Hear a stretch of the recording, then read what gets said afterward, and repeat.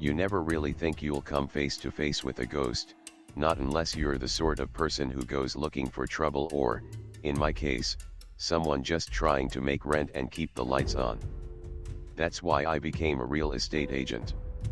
Good commission, flexible hours, and just enough adrenaline from closing deals to keep life interesting. At least, that's what I told myself before I ever set foot in the old Winslow house on the edge of Binghamton. I wasn't born in upstate New York, but after 5 years in Binghamton, I'd learned to love its quiet, foggy mornings and the way old brick buildings seemed to lean together for warmth in winter. The city's got layers, abandoned factories, tight-knit neighborhoods, and streets that twist so you can get lost even with GPS. Most of my clients were first-time buyers, college professors, or retirees downsizing. None of them ever asked about Winslow House. Winslow House had a reputation even among the old-timers. Some called it the house that wouldn't sell. Others told stories, a child's laughter echoing late at night, lights burning at odd hours, pets disappearing if they strayed too close to the overgrown fence. The neighbors never called the police, they just let the place rot. It was a shadow in every conversation about the block, a warning, a dare, or maybe a joke. I'd driven past it dozens of times. Its face was always blank, windows like shuttered eyes, porch half swallowed by ivy, mailbox rusted shut. It looked no different from any other aging Victorian except for the lights. They were never on at the same time, but you'd swear, if you drove by at 2 a.m., that someone had lit every lamp in the place. So when my boss slid the Winslow file across my desk with a smirk, I laughed. "You want me to list this?" He just raised an eyebrow. "You're the only one on staff who hasn't tried. It's your turn to break the curse." I scoffed, but my heart beat a little faster. The file was thin, the paperwork nearly pristine, no mention of repairs, no real photos inside, just one crumpled sheet noting vacant since 1987. I should have asked more questions. It was a Tuesday morning when I first parked my battered Honda in front of Winslow House. The sky was a hard, leaden gray, clouds promising rain, but the neighborhood was bright, kids playing, someone mowing a lawn, the distant clang of a delivery truck. Winslow House sat at the very edge of normal life, like a secret no one wanted to claim. I snapped a photo from the curb, intending to post it with the listing later. The house's paint was peeling in long, curling strips. The porch sagged a little, but otherwise, it looked almost too well preserved. Not the usual boarded up, raccoon-infested fixer-upper I was used to. That's when I noticed the lights. Every window on the first and second floors glowed a buttery, soft light that looked warm and inviting. But I'd called the power company the day before and been assured, twice, that the house had no active account. No power, no bill, nothing. I tried the doorbell on a whim. It didn't work. I circled around the house, peering in the windows, expecting to see extension cords, maybe signs of squatters, but the curtains were all neatly drawn. I was about to call the utility company again when my phone buzzed. A text from my boss, "Remember, take interior photos for the file." So I fished out the set of keys, hands a little clammy, and tried the front door. The lock turned without resistance. The air that met me was neither stale nor mildewed. It was clean. Like stepping into a house freshly cleaned for an open house, except I'd seen the dust on the porch. I hesitated in the doorway, senses pricking with the uneasy awareness you get when you realize you're the only one who's supposed to be there, but maybe you're wrong. Every light in the entryway was on. The bulbs hummed softly.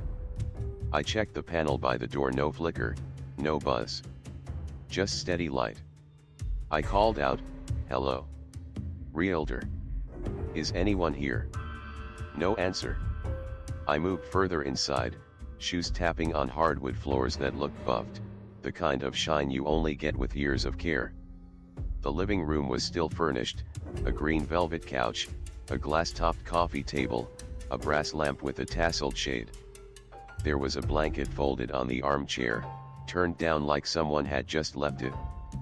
I touched the armrest. It was warm. Not sun-warmed, but body-warm, like someone had been sitting there minutes before. I frowned. Maybe a caretaker had just left. Maybe someone was playing a prank. My rational mind worked overtime to explain every oddity. I stepped into the kitchen and stopped dead. A bowl of cereal sat on the counter, spoon inside, milk still beating on the rim. It wasn't spoiled. The flakes floated crisp, unsoggy. I leaned closer, expecting a sour smell, but it was as if the cereal had been poured 5 minutes ago. I took a photo, heart thumping. The fridge hummed, digital clock blinking 7:01. I checked my phone. No signal. Not even Wi-Fi. My mouth felt dry. I wandered back into the hallway, eyeing the photographs on the wall. Old, black and white family portraits, faces posed, eyes slightly off camera, expressions oddly blank. Not a single smile among them. The glass over the frames glimmered with condensation, as though someone had exhaled over them moments before. The house felt alive. Not with people, but with memory.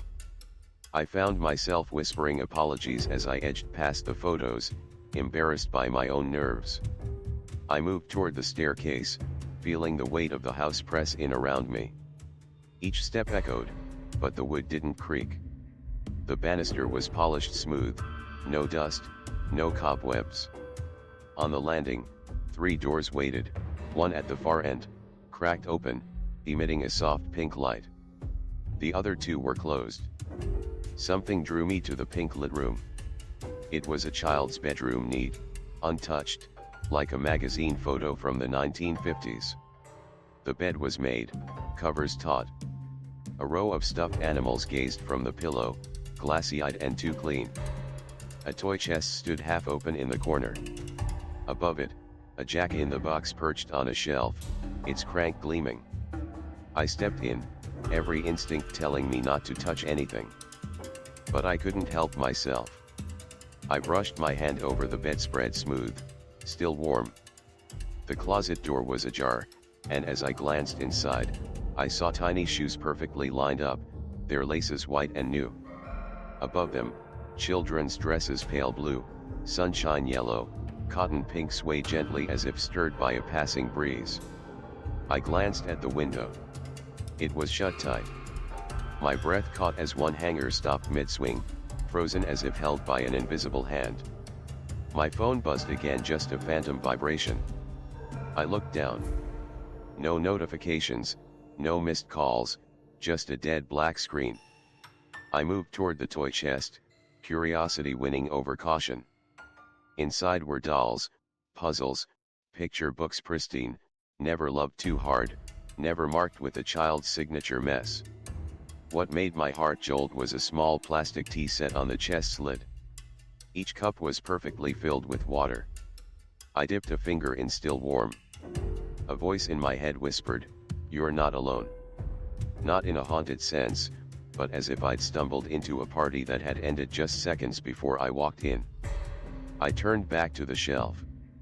The jack-in-the-box was gone. Where it had sat, the shelf was bare. Not even a dust ring. A soft creak came from behind me, the sound of pressure on a bed. I spun, half expecting to find a child bouncing there, but the mattress was untouched except for the faintest indent, as though someone had sat and risen just as I turned. My hands were sweating. My flashlight flickered, a brief stutter in the otherwise flawless glow. Something told me to leave.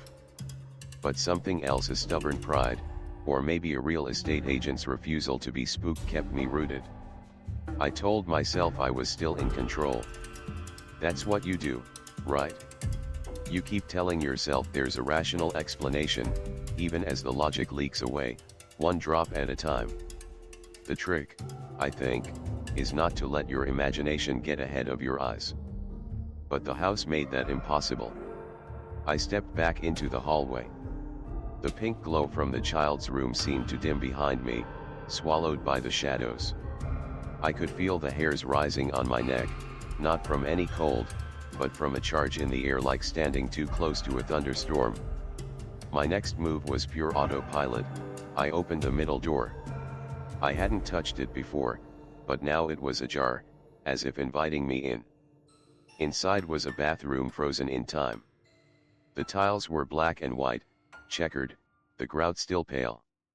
The mirror above the sink was fogged, beads of water running down as if someone had just stepped out of a shower. But there was no steam, no dampness in the air. I wiped the mirror with my sleeve and looked at my own face, pale, a little gaunt, eyes darting everywhere.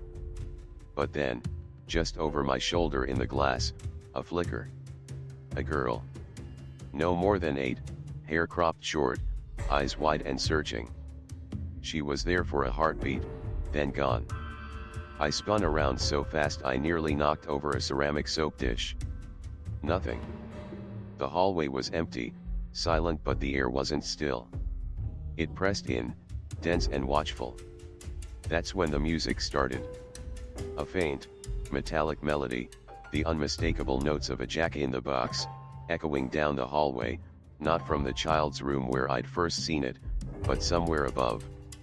The tune wound down and stopped mid-phrase, leaving a silence that buzzed in my teeth.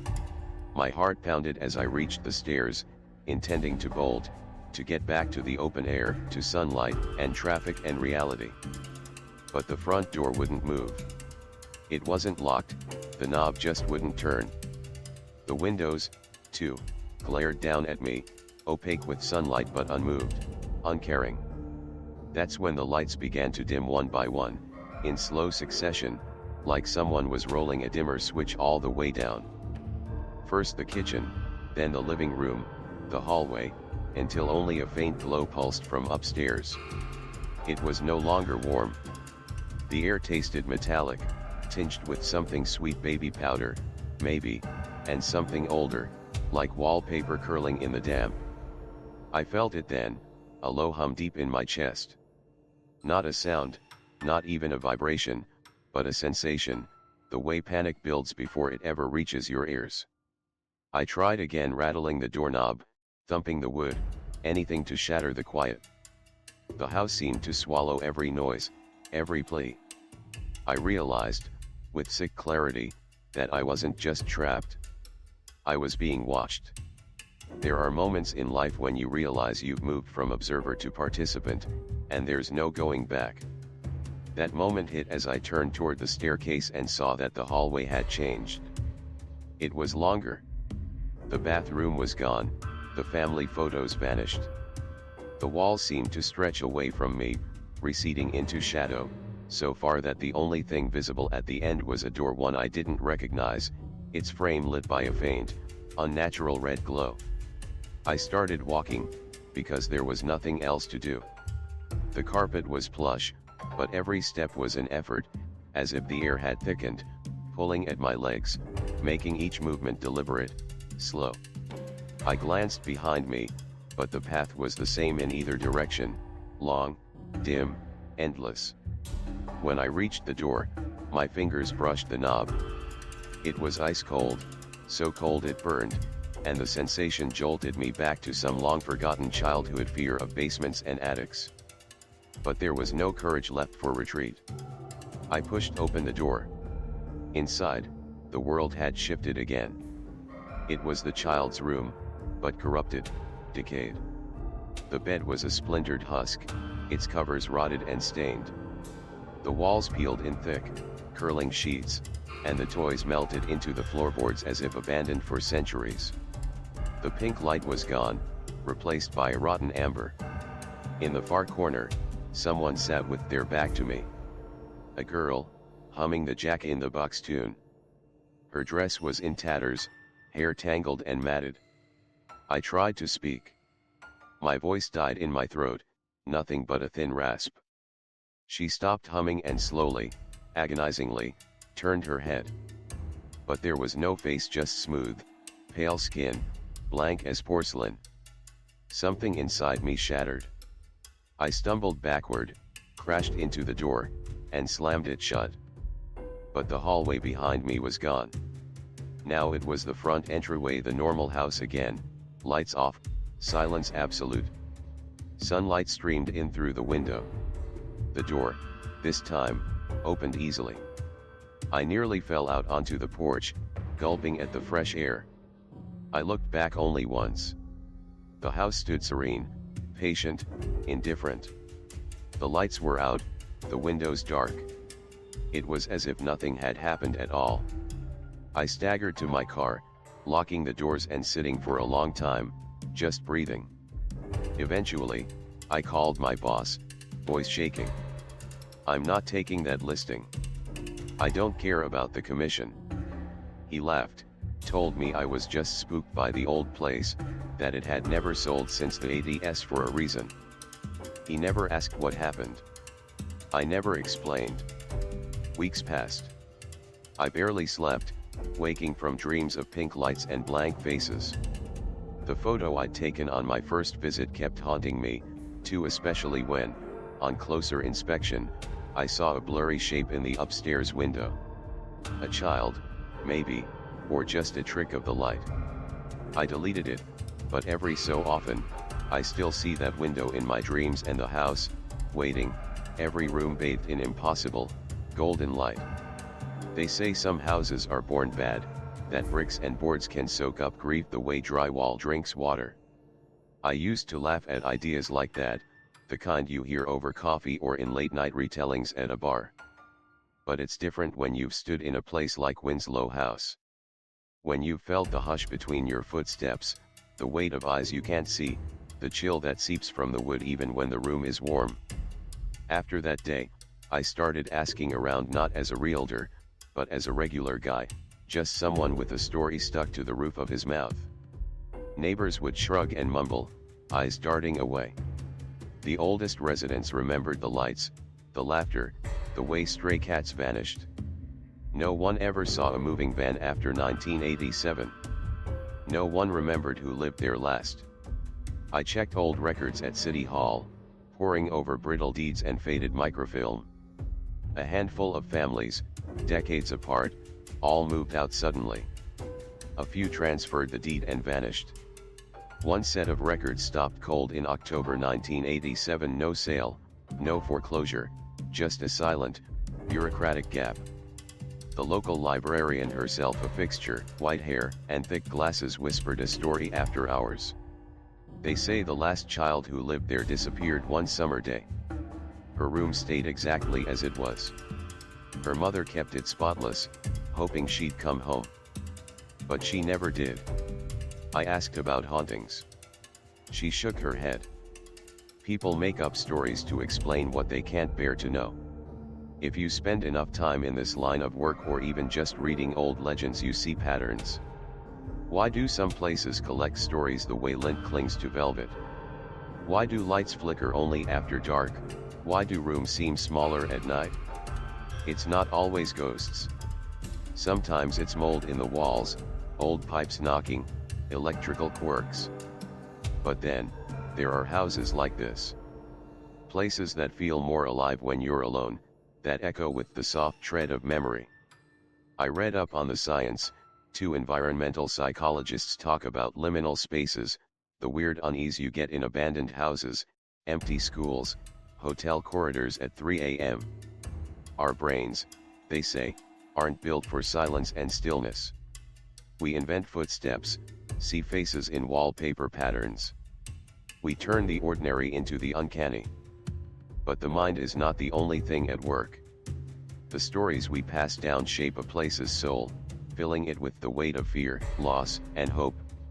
Some legends say a house remembers. Others say it keeps secrets. Winslow House, I think, is both. Was it all in my head? Maybe. People have hallucinated stranger things: shadow people, voices, time slips. Maybe the house triggered something, a blend of stress, suggestion, and the deep human need to make sense of what we don't understand. But then again, the warmth in the fabric, the condensation on the glass, the pink glow that painted the hallway even after I'd left, those are harder to explain away. I still have dreams where I'm wandering that hallway, the doors shifting, the child's room empty and then suddenly full of toys. Sometimes, I wake up with the sense that I'm not alone. That if I listen closely enough, I'll hear the faint click of a jack-in-the-box winding down. Winslow House is just one of 1,000 haunted houses scattered across the country. Every town has one, a house no one wants, a property with a shadow that falls farther than its roof. The stories bleed together. Children who vanish, but their laughter lingers. Families who move out in the dead of night. Lights that burn bright for those who are gone. In upstate New York, ghost stories are currency. People tell them around bonfires, in the backs of bars, on long, winding drives through autumn leaves. The details change, but the unease remains. I started to wonder if we need these stories not just to scare ourselves, but to feel less alone in the darkness. To believe that love and loss echo somewhere, even if only as a trick of the light. What would you have done? Would you have stayed one step longer, pushed one door further? Or would you have left, as I did, breathless and shaken, hoping never to return? There's something about a haunted house that marks you. You become part of its story, and it becomes part of yours. I'll never set foot inside Winslow House again, but I'll never stop seeing it on the edge of sleep, at the corner of my eye, a beacon to whatever lies between the walls. If you ever find yourself on that side of Binghamton, don't linger too long at the curb. Don't stare into the windows, no matter how bright the lights burn. And if, by chance, you hear a faint laugh, or the winding of a music box, remember this. Some houses wait for you to come home. Some hope you never do.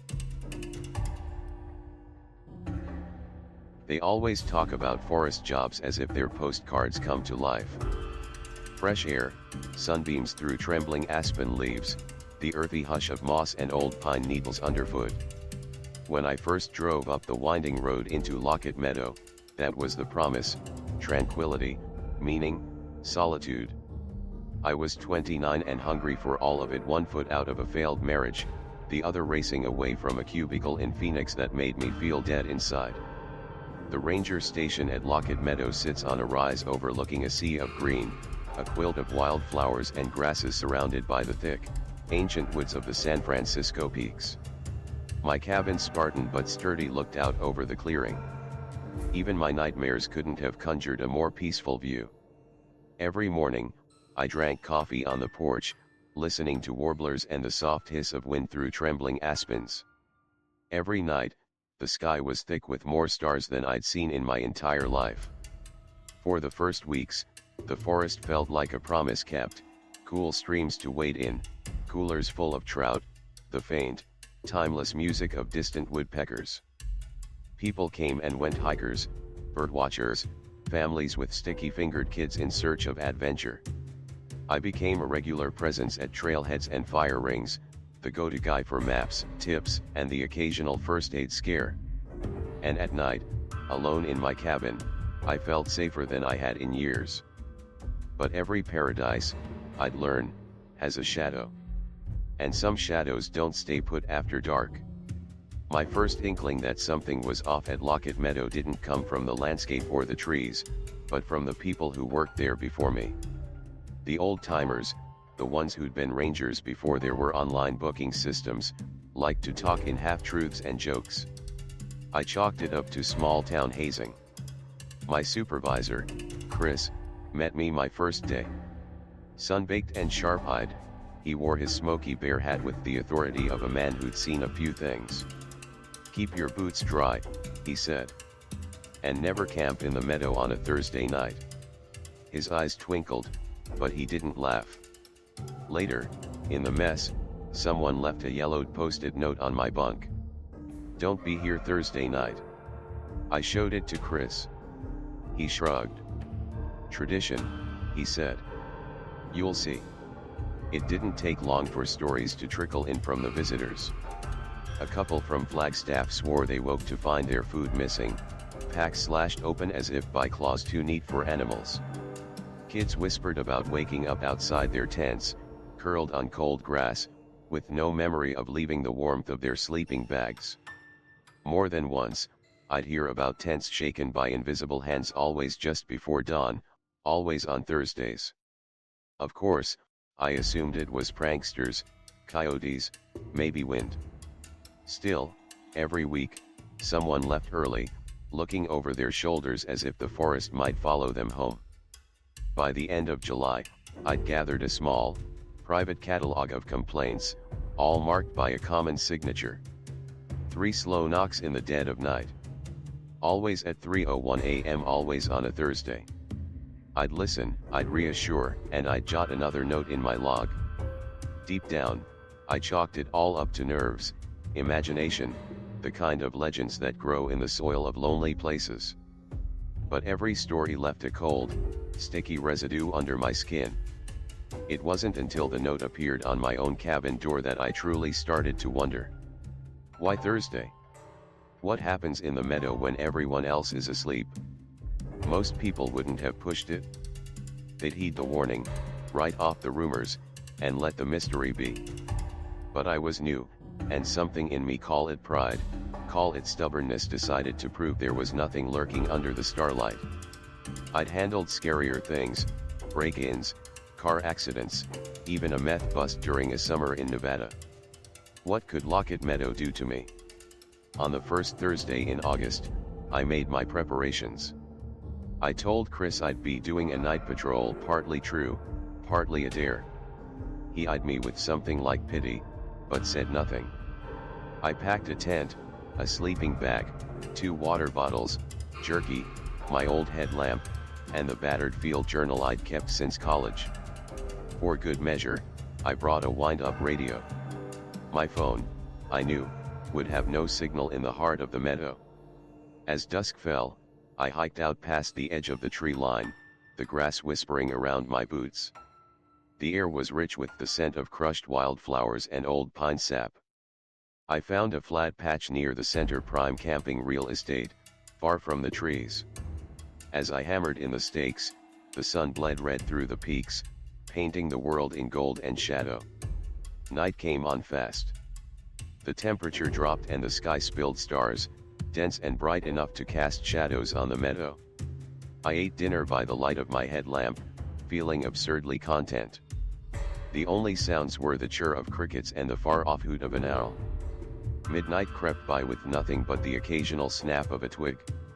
I made notes, doodled in the margins, and fought off sleep with radio static and cheap jokes scribbled in the dark. But as the hour neared 3, the world began to change. It's funny, how quickly safety evaporates. One moment, I was warm in my sleeping bag, listening to the radio drone, and the next, I felt it, the hush. Total silence, so absolute my own heartbeat felt like a drum. No wind, no insects, no distant calls. Just stillness. I clicked off the radio. The quiet pressed in, thick and viscous. I stared at the tent ceiling, eyes adjusting to the darkness, mind wide open. For a long moment, nothing happened. My thoughts wandered, running the usual circuit of memory and what-ifs. Then, at exactly 3:01 a.m., it started. Knock. A slow, deliberate sound, soft but unmistakable, against the back wall of the tent. I froze. Every muscle locked in place, my breath held prisoner. A full 5 seconds passed. Knock. Again, slow, like the forest itself was knocking.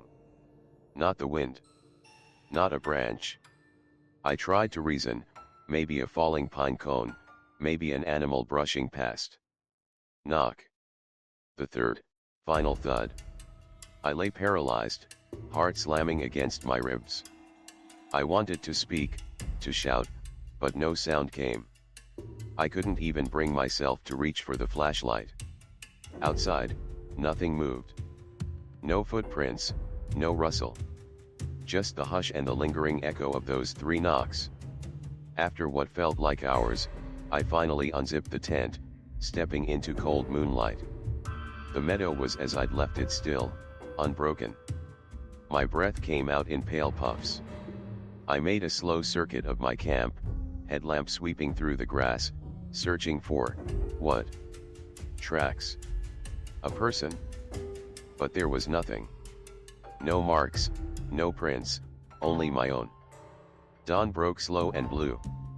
I hadn't slept. By breakfast, I'd almost convinced myself it was a dream, the product of too many ghost stories and a restless mind. I packed up and hiked back to the station, jaw set in defiance against the sense of something watching from the trees. Chris met me with a mug of bitter coffee. "Well," he said, smirking. I just shrugged, too proud to admit the unease churning in my stomach. But when I peeled off my boots, I noticed 3 tiny smudges of mud on the back of the tent just above where my head would have rested. That afternoon, I found another note tacked to my locker. "You heard them, didn't you?" The next Thursday gnawed at me all week. By Tuesday, I was telling myself I'd imagined the knocks. By Wednesday, I was convinced I hadn't imagined the cold sweat, the pulse pounding in my ears, the way the trees seemed to press closer when I hiked the meadow's edge. I could have let it go. Chris hadn't pushed. But pride, or maybe a reckless curiosity, dragged me back. I told no one this time. If I failed to find anything, the only witness would be myself. If something happened, well, maybe that was the point. I needed to know. As dusk bled out across the sky, I walked back to the same spot in the meadow, the air thick with that peculiar summer hush. Everything looked the same, the trees, the grass, even the stone I'd marked with a tiny scratch on my last patrol. I forced a steady hand as I pitched my tent and laid out my things with mechanical precision: flashlight, water, journal, the little wind-up radio. My phone battery was full but, as before, there was no signal. I sat by the tent, eating a protein bar, as the light faded. When true darkness settled in, I felt that old, primal awareness flicker up my spine. Every sound felt magnified: a twig snap, the sigh of wind, a distant coyote. My watch ticked steadily, a comfort I hadn't known I needed. This night, I resolved, would be different. I'd force the fear down. I'd make careful notes, mark every sound, every feeling, and prove if only to myself that the forest was just a forest. Midnight arrived. Then 1 o'clock. I lay down, pulled the bag over my chest, and listened to the radio until the battery died in a gentle, static sigh. That, I remember, was the first warning: a nearly full charge, gone all at once. The second came soon after. My watch froze at 2:48 a.m. The silence now was a living thing, coiled and waiting. And then it came, as before, the hush. I waited. My hands were trembling, but I kept my eyes open, staring at the canvas above me, counting my breaths. At exactly 3:01 a.m., it began. Knock. I exhaled long, slow, willing my muscles not to tense. Knock. This time, it wasn't just behind my head. It was closer. Louder. My scalp prickled. Was it inside the tent? Or right outside the thin fabric that separated me from everything else? Knock. And then, before I could move, it circled. 4 slow thuds, soft but deliberate, over the right side of the tent. 5 more, moving in a slow, methodical arc. It was like something tracing a finger along the outside, testing for weakness, for a seam. The world shrank to a tunnel. I could hear my own blood rushing in my ears. My mouth was dry as bone, and my hand hovered over the flashlight, unable to move. Something brushed against the tent wall. Not hard, but with intention, a slow, dragging pressure, as if someone was tracing the outline of my body from outside. I wanted to scream, but I was frozen. Every horror story I'd ever heard looped through my mind, every warning from the locals. I thought of Chris's words: "Don't camp in the meadow on a Thursday." I thought of the note. I wondered what I'd find if I unzipped the tent. A person? A beast? Nothing at all. Then, Just as suddenly as it began, the knocking stopped. Silence, but a silence that felt loaded, holding its breath. I stayed that way for what felt like hours, unmoving, barely daring to breathe. I don't remember falling asleep. I only know that when I woke, I wasn't in my tent. I opened my eyes to blinding sunlight and the hard scrape of asphalt beneath me. For a moment, I was certain I was dreaming. I sat up, slowly, every joint aching. I was lying by the side of a cracked, sun-baked road, dust caked to my skin. My boots were gone, my socks, too. My feet throbbed, raw and scraped. Nothing made sense. No trees, no meadow, just the endless shimmer of heat on old pavement. I looked around, heart racing, and saw a faded sign in the distance. I was nowhere near Lockett Meadow. There was a gas station a little ways up the road, old, isolated, the kind you'd expect in a horror movie. I stumbled toward it, feeling the rocks bite into my heels. The clerk inside looked at me like I'd crawled out of the desert. "You all right, man?" he asked. "Where am I?" My voice was barely a croak. "Winslow," he said, 30 miles from Flagstaff. 30 miles. 30 miles from where I'd pitched my tent. I had no memory of walking. No idea how I'd gotten there. My truck, my tent, my pack all gone. The clerk offered water, called a friend of mine who drove out to get me. I sat on the curb, shaking, staring at my filthy feet and trying to reconstruct the night. Had I sleepwalked? Been drugged? Abducted? There was no evidence, no wounds, no explanation. When we got back to Lockett Meadow later that day, there was nothing. No sign I'd ever camped there. No tire tracks, no tent, no gear. Just wildflowers and grass, swaying in the breeze. Chris met us at the station. He didn't ask questions, didn't say "I told you so." He just pressed a cup of coffee into my hands and nodded, as if to say, "Now you know." I stopped patrolling the meadow after that. My shifts were mostly desk work, trail checks far from the clearing. I couldn't bring myself to walk into that field again. Sometimes I'd catch a glimpse from the cabin window, sunlight pooling in the grass, birds wheeling overhead, all of it perfectly, innocently beautiful. It made me sick to my stomach. About a month later, Chris showed up at my door after midnight. He was pale, twitchy. He sat on my porch, chain smoking, and told me about a night he'd spent out there a year before I arrived. 3 knocks, 3:01 a.m., the sense of something brushing the tent. I thought I'd imagined it, he said, until I woke up 2 towns over, my boots gone. We sat in silence for a long time. A few days later, an envelope arrived at the station, addressed to me. No return address. Inside was a Polaroid. It showed my tent in the meadow, taken at night. Just behind it, on the edge of the trees, stood a figure, tall, shadowed, face turned away from the camera. I don't know who took it. I never saw the tent, my truck, or my gear again. After that, I locked my doors every night, even though I was miles from the meadow. Sometimes I'd hear tapping at my window, soft, almost apologetic. I ignored it. I moved out of Flagstaff by the end of the season, transferred to a new station down south. I never spoke of it again. But the dreams followed. Life after Lockett Meadow was never the same. Sometimes, the world splits for you and refuses to go back together again, no matter how much you wish it would. I took my transfer, first to Prescott, then out of Arizona altogether. But fear, like seeds, has a way of following you. It gets into the cracks.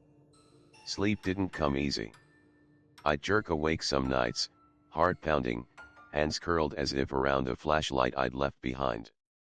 In the quiet before dawn, I'd hear things soft, rhythmic tapping, as if someone or something was trying to remind me. Sometimes, I'd wake and find muddy smears on my windowsill, or on the wall just behind my bed, always three, always perfectly spaced. People who have never faced the unexplainable think it's about what you saw or what you can prove. They don't know that the real horror is in what you can't explain, in the way you become a stranger to your own memory. I kept the Polaroid, tucked deep in a folder of evidence that I never dared show anyone else. Once, late at night, I turned it over and saw words faintly scrawled in pencil, "You heard us." You answered. Chris and I spoke less after I left. But on the anniversary of my first night in the meadow, he called me. His voice was flat, tired, older than I remembered. "Another ranger's missing," he said. "Last seen on a Thursday. They found his truck at the edge of the clearing. The door was open. Nothing else." I tried to offer some comfort, but I could hear the defeat in his voice. "It's not just us," he whispered. "It's something about that place. It's always been there." Over time, I became obsessed with finding answers. I poured through Forest Service archives, dusty records, old news clippings. The stories went back decades. Rangers found miles away with no recollection of walking, hikers vanishing for days only to return with mud-caked feet and hollow eyes. In the 1970s, a folklorist from Now interviewed locals.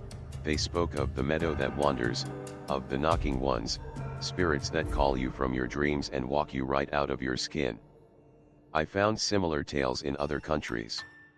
In rural Japan, tales of the Yamayuba mountain hags who lure travelers astray with knocking sounds. In Finland, stories of Metsänbaki forest folk who steal your sense of direction with 3 knocks, so you walk in circles until you forget your own name. In Appalachia, old-timers warn never to answer a knocking after midnight, especially when it comes in threes. Scientists try to explain it away with tales of sleep paralysis, hypnagogic hallucinations, or rare cases of parasomnia, a disorder where you can act out dreams, even walk for miles. But none of them could explain the notes, the mud, the vanished gear, the Polaroids that arrived without a trace. The more I read, the more I realized. Some places are thin. Some places remember. Maybe we make them haunted by believing in them. Or maybe they make us believe because we were never supposed to stay too long. If you ever find yourself in Lockett Meadow, remember this. The grass may be soft, the sky clear, the mountains gentle in the blue distance. You may feel safer than you've ever felt. That's the trap. Thursday night, the forest will hush. You'll feel it in your bones. If you're camping and the silence suddenly swallows everything, no wind, no bugs, not even the distant snap of a branch, sit up and pay attention. If you hear 3 knocks, don't move. Don't answer. Don't unzip the tent, no matter how much you want to prove there's nothing there. If you find yourself waking up on a lonely road, boots gone, memory frayed, count yourself lucky. You made it out. But if you ever hear a soft, deliberate tapping at your window, no matter how far you are from Lockett Meadow, never, ever let it in. And if you're still there at dawn, with the sun spilling gold through the aspens, pack up your things and go.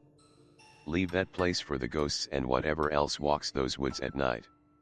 Some mysteries, once opened, never close again. Because the knocking never really stops. It just waits, patient and quiet, for the next soul who doesn't heed the warnings.